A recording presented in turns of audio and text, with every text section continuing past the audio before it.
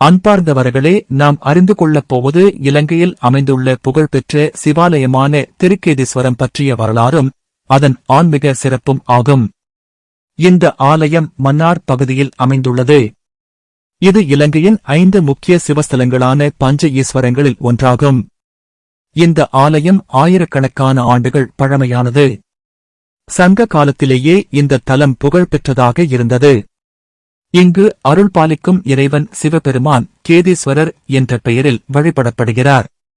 கேது பகவான் இங்கு சிவனை வழிபட்டதால் இந்த பெயர் வந்ததாக புராணங்கள் கூறுகின்றன. இந்த ஆலயத்தின் மிக முக்கியமான அம்சங்களில் ஒன்று தீர்த்தகேணி ஆகும். இந்த புனித நீர்நிலை பாலாவி தீர்த்தம் என்று அழைக்கப்படுகிறது. பக்தர்கள் இங்கு நீராடி பின்னர் சிவனை தரிசிப்பது வழக்கம். இந்த தீர்த்தத்தில் நீராடினால் பாவங்கள் நீங்கும், மன அமைதி கிடைக்கும் என்று நம்பப்படுகிறது. இந்த தீர்த்தகேணி ஆலயத்தின் ஆன்மீக சூழலை இன்னும் உயர்த்துகிறது.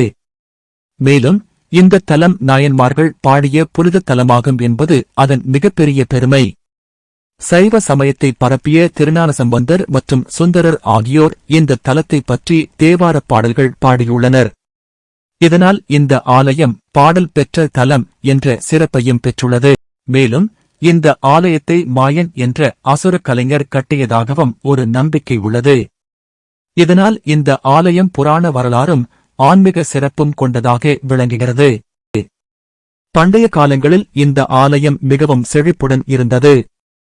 இந்தியா மற்றும் இலங்கை முழுவதும் இருந்து பக்தர்கள் வந்து வழிபட்டனர். ஆனால் 16ஆம் நூற்றாண்டில் போர்ச்சுகீசியர்கள் இந்த ஆலயத்தை அழித்தனர். கோயில் முற்றிலும் இடிக்கப்பட்டு அதன் கற்கள் வேறு கட்டிடங்களுக்கு பயன்படுத்தப்பட்டன.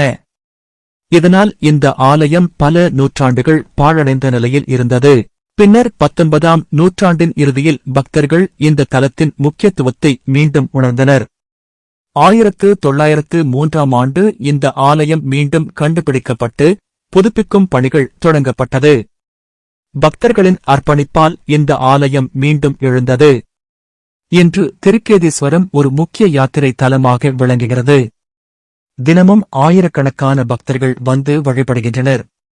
குறிப்பாக தீர்த்தகேணி அருகே உள்ள அமைதி, இயற்கை சூழல் மற்றும் கடற்கரை காட்சி பக்தர்களுக்கு ஆன்மீக அமைதியை அளிக்கிறது. இந்த ஆலயம் நமக்கு ஒரு பெரிய பாடம் கற்பிக்கிறது. அதாவது, அழிவு வந்தாலும் நம்பிக்கை மற்றும் பக்தி இருந்தால் மீண்டும் எழ முடியும் என்பதே அந்த பாடம். திருக்கேதீஸ்வரம் என்பது ஒரு ஆலயம் மட்டுமல்ல, அது வரலாறு, பக்தி மற்றும் மறுபிறப்பின் சின்னமாகும். நன்றி.